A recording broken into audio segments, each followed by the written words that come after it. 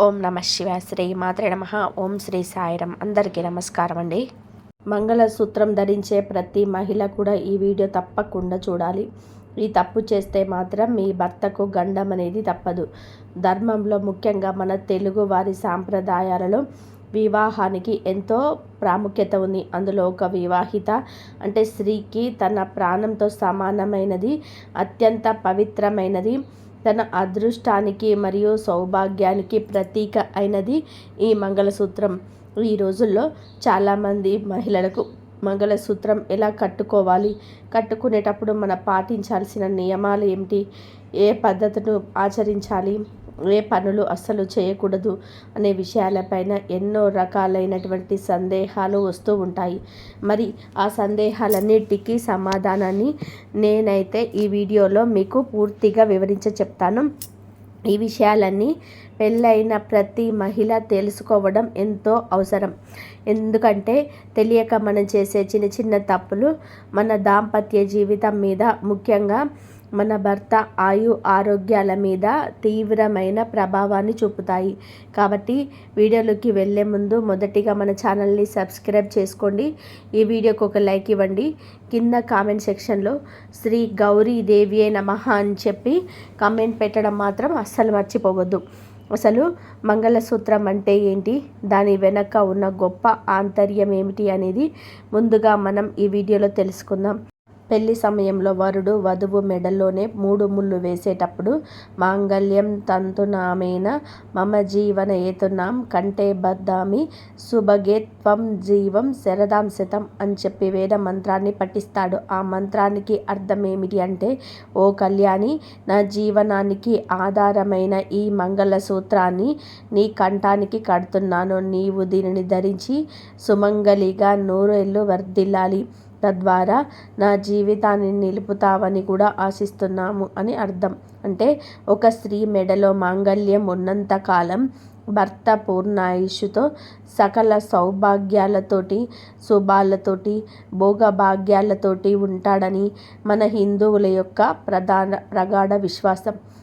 ఈ మంగళసూత్రం వెనక ఉన్న పౌరాణిక గాథ కూడా ఉంది. పూర్వం దేవతలు, దానవులు అమృతం కోసం క్షీరసాగరాన్ని మదిస్తున్నప్పుడు ముందుగా అందులో నుంచి భయంకరమైన హాలాహలం అనే ఒక విషం అనేది పుట్టుకొచ్చింది. ఆ విష జ్వాలలకు లోకాలన్నీ కూడా కదిలిపోతుంటే దేవతలు, దానవులు, బ్రహ్మదేవుడు అందరూ కలిసి కైలాసానికి వెళ్ళి పరమశివుడిని శరణు వేరారు. లోక కళ్యాణం కోసం ఆ ఆలాహలాన్ని స్వీకరించమని ఆ శివుణ్ణి ప్రార్థించారు. అప్పుడు శివుడు తన పక్కనే ఉన్న పార్వతీదేవి వైపు చూశాడట. తన భర్త ఆ భయంకరమైన విషయాన్ని మింగితే ఏమవుతుందో అని చెప్పేసి ఏ భార్య అయినా కూడా భయపడుతుంది. కానీ సాక్షాత్తు ఆ జగన్మాత అయిన పార్వతీదేవి తన మెడలోని మాంగళ్యం పట్ల, తనకున్న అపారమైన శక్తి పట్ల, తనకున్నటువంటి ప్రగాఢమైన విశ్వాసంతో సంతోషంగా ఆ విషయాన్ని స్వీకరించమని శివుడికి అనుమతిచ్చిందంట. అలా ఆలాహలాన్ని మింగిలిన శివుడు నీలకంఠుడయ్యాడు. ఈ కథను బట్టి మంగళసూత్రం అనేది ఎంత పవిత్రమైనదో, ఎంత శక్తివంతమైనదో మనం అర్థం చేసుకోవచ్చు. మంగళసూత్రం అనేది కేవలం ఒక సాధారణమైనటువంటి ఆభరణం కాదు. అది 108 సన్నని దారపు పోగులతో ఎంతో నిష్టగా తయారు చేయబడి, దానికి పసుపు రాసి సూత్రాలనగా పుస్తలు ఎక్కించి పెళ్లినాడు కట్టబడే ఒక పవిత్రమైన బంధం. దీనిని తాళిబొట్టు, పుస్తెలు, శతమానం అని రకరకాల పేర్లతోనే ప్రాంతాలను బట్టి ఒక్కొక్క ఊర్లో ఒక్కొక్క రకంగా పిలుస్తూ ఉంటారు. ఈ రోజుల్లో ఎవరి ఆర్థిక స్తోమతను బట్టి, ఎవరి ఇంటి ఆనవాయితీని బట్టి వారు రకరకాలైనటువంటి డిజైన్లతోటి, మోడల్స్ తోటి, వివిధ సైజులలో సూత్రాలను తయారు చేయించుకుంటున్నారు. రోజువారీ జీవితంలో బంగారపు గొలుసుకు పసుపు తాడుని కలిపి ఈ సూత్రాలను అలంకరించుకుంటారు. అయితే ఎంత ఆధునికత వచ్చినా సరే మనం ఖచ్చితంగా కూడా గుర్తుపెట్టుకోవాల్సిన ముఖ్యమైన విషయం ఏమిటి అంటే, ఈ మంగళసూత్రాలు బయట వ్యక్తులకు ఎప్పటికీ కూడా కనపడకూడదు. అది మన వక్షస్థలం పైన దాగి ఉండాలి. ఆధునిక కాలంలో చాలామంది మహిళలు మంగళసూత్రాన్ని ఇష్టం వచ్చినట్టుగా ఉంచుకుంటూ, చేతికి కట్టుకుంటూ, చుట్టుకుంటూ తెలియక చాలా చాలా పెద్ద పెద్ద తప్పులే చేస్తున్నారు. ఈ పవిత్రమైన తాళిని ఇష్టం వచ్చినట్టుగా వేసుకోవడం వలన, పదే పదే తీసి పక్కన పెట్టడం వలన భార్య తన భర్తకు కష్టాలు కొని తెచ్చుకున్నట్టు అవుతుంది. దీని ప్రభావం వలన దాంపత్య జీవితంలోనే కలహాలు రావడం, ఆర్థికపరమైన ఇబ్బందులు ఎదుర్కోవడం, అనారోగ్య సమస్యల బారిన పడడం వంటివి కూడా జరుగుతున్నాయి. కాబట్టి తాళిబొట్టు విషయంలో ఎంతో పవిత్రతను పాటించాలి. ఇక ప్రతి మహిళ తెలుసుకోవాల్సిన అత్యంత ముఖ్యమైన విషయం, భర్తకు గండం తెచ్చే తప్పుల గురించి మాట్లాడుకుందాం. మనలో చాలామంది ఆడవాళ్ళు ఇంట్లో పనులు చేసుకునేటప్పుడు అనుకూలంగా ఉంటుందనో, లేదా ఎక్కడికైనా బయటకు వెళ్ళేటప్పుడు తాళాలు ఎక్కడో పెట్టి మర్చిపోతామేనోననే భయంతోనో తాళిబొట్టు తాడుకు సేఫ్టీ పిన్నులు ధరించడం, అలాగే తాళం చెవులు లేదా బీరువా తాళం చెవులు కట్టేసుకోవడం లాంటివి చేస్తూ ఉంటారు. ఇది అత్యంత పొరపాటు మరియు పాపహేతువు. అత్యంత పవిత్రమైన, మంత్రయుక్తమైన, అమ్మవారితో సమానమైన తాడుకు ఇనుప వస్తువులను తగిలించడం అనేది మనకి ఒక అపచారం అన్నమాట. కాబట్టి ఒక్కసారి ఆలోచించండి. ఇనుము అనేది శని భగవానుడికి, జ్యేష్ఠాదేవికి ప్రతీకగా చెప్తారు. అలాంటి ఇనుప పిన్నిసులను, ఇనుప తాళాలను సాక్షాత్తు లక్ష్మీ స్వరూపమైనటువంటి పసుపు తాళికి తగిలించడం వలన ప్రతికూలమైన శక్తులు ఆకర్షింపబడి భర్త ప్రాణాలకు, ఆయుష్కు గండంగా మారుతుంది. దయచేసి ఎవరికైనా ఈ అలవాటు ఉంటే వెంటనే మానుకోండి. అలాగే కొంతమంది భక్తి కొద్దీ తమకు ఇష్టమైన దేవుళ్ళ డాలర్లను, అంటే ఉదాహరణకు లక్ష్మీదేవి, వెంకటేశ్వర స్వామి లేదా ఇతర దేవుల యొక్క ప్రతిమలను ఉన్న లాకెట్లను ఈ మంగళసూత్రాలకు కట్టుకుంటూ ఉంటారు. ఇది కూడా అసలు సరైన పద్ధతి కాదు. దేవుని ప్రతిమలకు మనం ఎప్పుడు కూడా మన హృదయ స్థానానికి కింద ధరించకూడదు. దేవుడి బొమ్మలు ఉన్న డాలర్లను ప్రత్యేకంగా వేరే ఒక చిన్న గొలుసుకు వేసుకొని మెడల్లో పైకి ఉండేలాగా ధరించాలి. కానీ తాళిబొట్టుతో పాటుగా కిందకు వేలాడేలాగా అస్సలు ధరించకూడదు. ఈ విషయాన్ని ప్రతి ఒక్కరు కూడా గమనించాలి. మనం మంగళసూత్రాన్ని ఎప్పుడెప్పుడు మార్చుకోవాల్సి వస్తుంది అనేది దానిపైన కూడా చాలామందికి కూడా ఒక సరైన అవగాహన అనేది ఉండదు.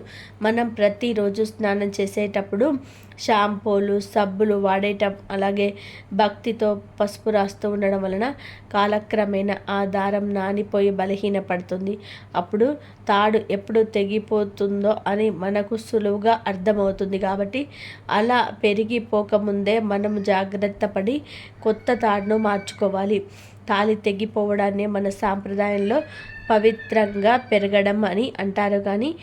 అంతేగాని మన ఇంట్లో పిల్లలు పుట్టిన, లేదైనా ఎవరైనా బంధువులు మరణించిన ఆ సూతకం లేదా మైలు రోజులలో అయిపోయిన తర్వాత కూడా తప్పనిసరిగా పాత తాడు తీసేసి కొత్త మంగళసూత్రాన్ని ధరించాల్సి వస్తుంది.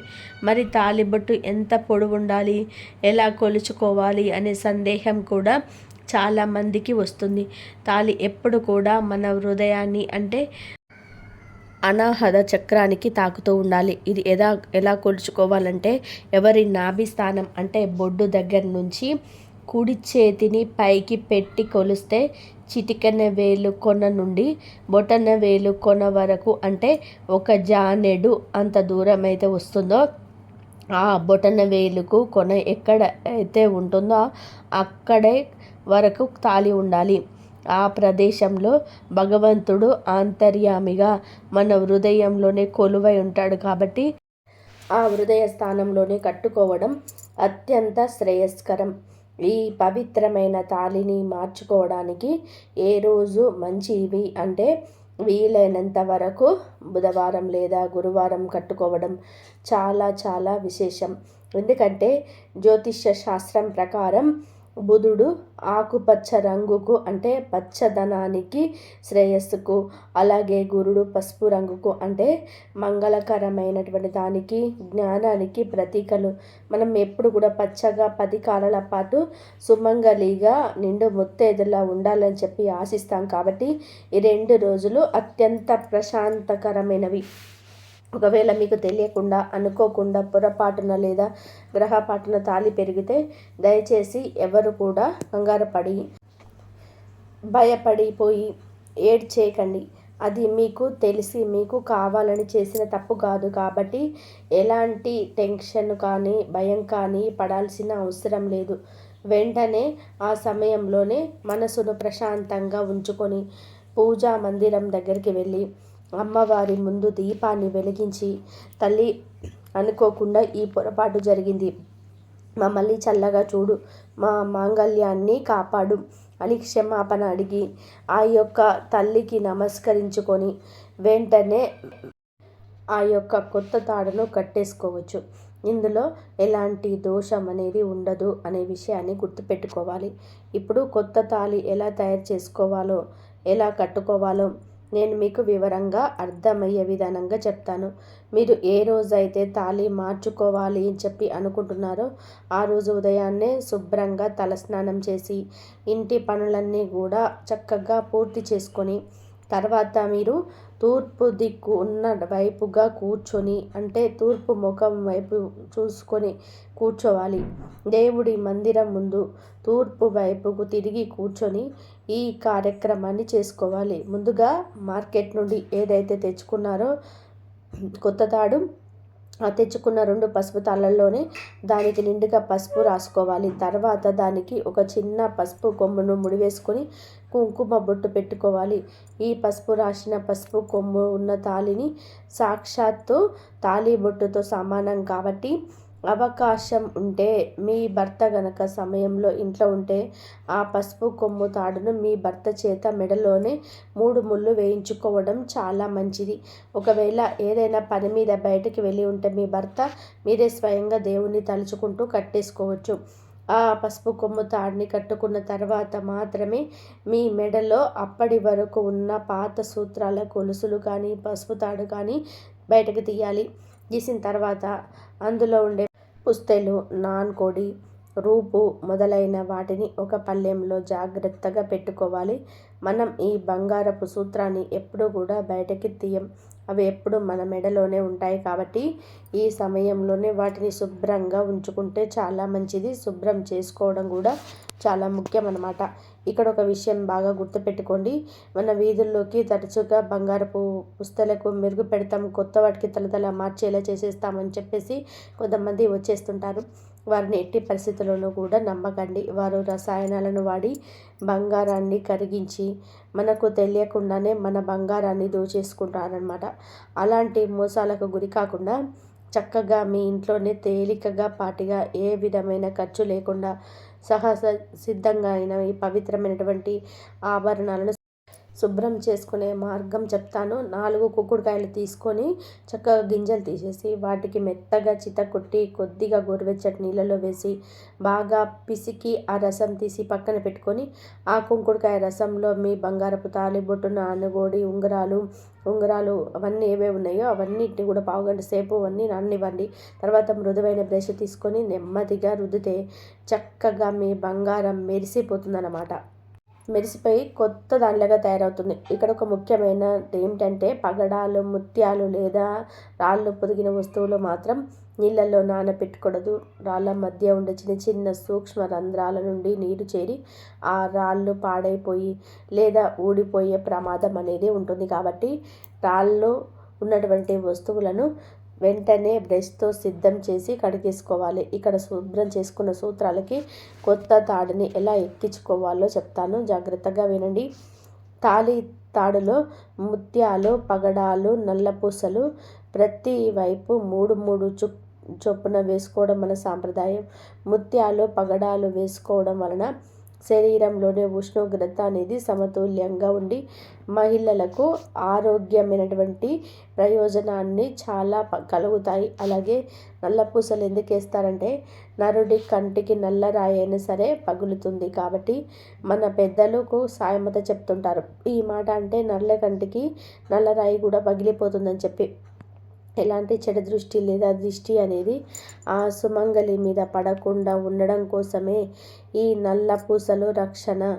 పూర్వమైతే ఈ నల్లపూసల్ని అందరికి కనిపించే విధంగా చక్కగా దానికి పైకి కట్టేసుకునేవారు.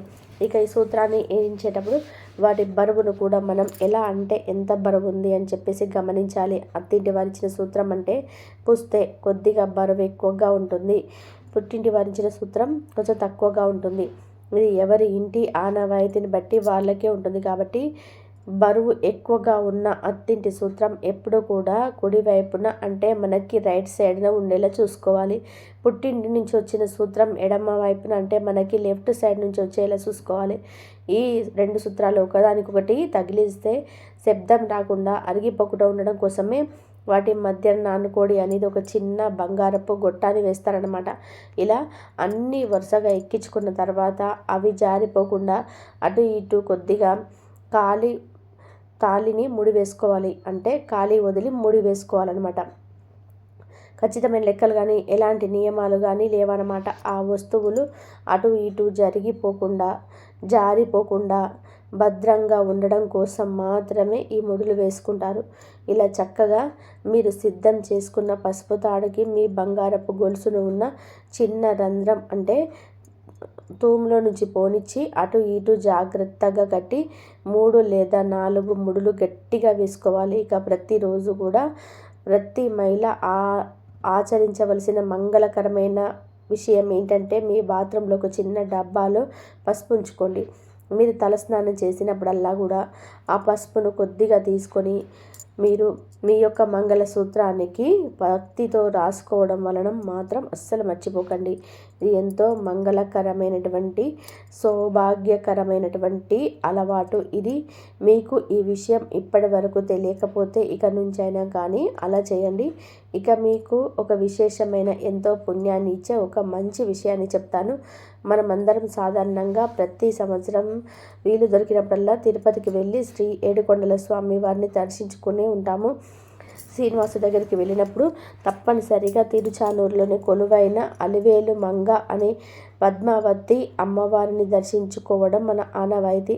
కార్తీక మాసంలో అమ్మవారికి బ్రహ్మోత్సవాలు అత్యంత వైభవంగా జరుగుతాయి. ఆ సమయంలో ముఖ్యంగా శుక్రవారాల్లో తమిళనాడు తదితర ప్రాంతాల నుండి వచ్చిన భక్తులు 108 పసుపు దారాలను అమ్మవారి పాదాల చెంత ఉంచి పూజించి ఆ తర్వాత అక్కడ గుడిలో ఉన్న మహిళలందరికీ కూడా ఉచితంగా పంచుతారు. వారు ఎవరి ముఖం చూడరు, పలానా వారు అని చెప్పి బేరం లేకుండా ప్రతి ముత్తేది చేతిలో ఆ పవిత్రమైన పసుపు తాడును పెడతారనమాట. అది ఎంతో విశేషమైనది. మీరు ఎప్పుడైనా వెళ్ళినప్పుడు అలా ఎవరైనా ఇస్తే గొప్ప ప్రసాదంగా భావించి దాన్ని స్వీకరించండి. ఒకవేళ ఎవరు ఇవ్వకపోయినా అక్కడ గుడి బయట షాపుల్లో కూడా 2 రూపాయలకి అమ్మవారి పసుపు తాళ్ళు కుంకుమ పొట్లాలు దొరుకుతాయి. అలా మీరు తెచ్చుకొని సాయంత్రం వేళన అమ్మవారికి అంటే ఉయ్యాల సేవ జరిగేటప్పుడు పూజారులకు ఇస్తే వారు ఏం చేస్తారు అంటే కనుక అక్కడ అమ్మవారి పాదాల వద్ద ఉంచి ఇస్తారనమాట. అలా తెచ్చుకున్న తాళ్ళను మీ ఇంట్లో దాచుకొని మీ చుట్టుపక్కల ఉన్న 10 మంది బంధువులకు స్నేహితులకి పంచుకుంటే అది ఎంతో పుణ్యప్రదమైన పని. ఇక చివరిగా అందరికీ వచ్చే మరొక పెద్ద సందేహం, కొత్త తాడు కట్టుకున్నాం కదా అని చెప్పి ఇది తీసేస్తారు కదా పాతది పసుపు తాడుని ఏం చేయాలని ఎక్కడ పడేయాలని మళ్ళీ దాని గురించి ఇంకొక రకంగా టెన్షన్ పడతారు. ఇంకా వెనకటి రోజులు అయితే ఇంటి మీద పెంకుల మీద పచ్చని చెట్ల మీద అలా వేస్తారనమాట. దీనికి ఎలాంటి భయాలు పెట్టుకోకండి. ఆ పాత పసుపు తాడును ఎక్కడో చెత్తలో ఎవరికైనా తొక్కేలా చోట వేయకుండా పచ్చగా ఎదుగుతున్న ఒక చెట్టు మీద లేదా పొద మీద పడేయండి. ప్రకృతిలో అది కలిసిపోతుంది. ఈ తాళి మార్చుకునే కార్యక్రమం అంతా ప్రశాంతంగా పూర్తయిపోయిన తర్వాత మనం ప్రతి సంవత్సరం ఎంతో భక్తి శ్రద్ధలతో చేసుకుని సీతారాముల కళ్యాణాన్ని తలుచుకొని ఆ రామచంద్రమూర్తిని ఖచ్చితంగా మీరు నమస్కరించుకోవాలి. మన మాంగళ్యం 10 కాలాల పాటు చల్లగా పచ్చగా ఉండాలని కోరుకుంటూ దేవుడికి ఏదైనా మధుర పదార్థాన్ని తీపి వస్తువును ప్రసాదంగా నివేదన చేసి ఆ ప్రసాదాన్ని స్వీకరించాలి. తెలుసుకున్నారు కదా మంగళసూత్రం యొక్క విశిష్టత, దాని యొక్క పవిత్రత, అది కట్టుకునేటప్పుడు మనం తీసుకోవాల్సిన జాగ్రత్తలు, చేయకూడని తప్పులు, ప్రతి ఒక్కరు కూడా ఈ విషయం చాలా క్లియర్గా తెలుసుకున్నారు కదా. ఇక నుంచి ఈ పద్ధతులను అయితే ఖచ్చితంగా కూడా పాటించండి. పొరపాట్లు అంటే తాళి పెరగడం లాంటివి సహజం కాబట్టి వాటికి అనవసరంగా భయపడిపోయి మనశ్శాంతి దూరం చేసుకోకండి. భక్తితో అమ్మవారిని వేడుకొని ఈ నియమాలను పాటించండి. ఈ వీడియో మీ అందరికీ కూడా ఎంతగానో ఉపయోగపడింది అని చెప్పేసి అనుకుంటున్నాను. ప్రతి మహిళ కూడా తెలియని విషయాలను తెలుసుకొని ఆచరిస్తే మనకి మన యొక్క శాస్త్రాలలో తెలియని విషయాలు నేర్చుకోవడం అనేది చాలా గొప్ప విషయం అన్నమాట. కాబట్టి ఇప్పటి వరకు చేసిన తప్పులు ఏమైనా ఉంటే వాటిని మర్చిపోయి ఇకపైన కానీ ఆ తప్పులు చేయకుండా జాగ్రత్తగా ఉండండి. ఈ వీడియో మీ అందరికీ నచ్చింది అనిపిస్తే ఈ వీడియోకి ఒక లైక్ ఇవ్వండి, ఐపీ ఇవ్వండి. కింద కామెంట్ సెక్షన్లో శ్రీ గౌరీదేవి నమః అని చెప్పి కామెంట్ చేయండి. మొదటిసారి మన ఛానల్లోకి వచ్చినట్లయితే కనుక మన ఛానల్ని సబ్స్క్రైబ్ చేసుకొని సపోర్ట్ చేయండి. ఇంతవరకు చూసినందుకు ధన్యవాదాలు. జై శ్రీరామ్.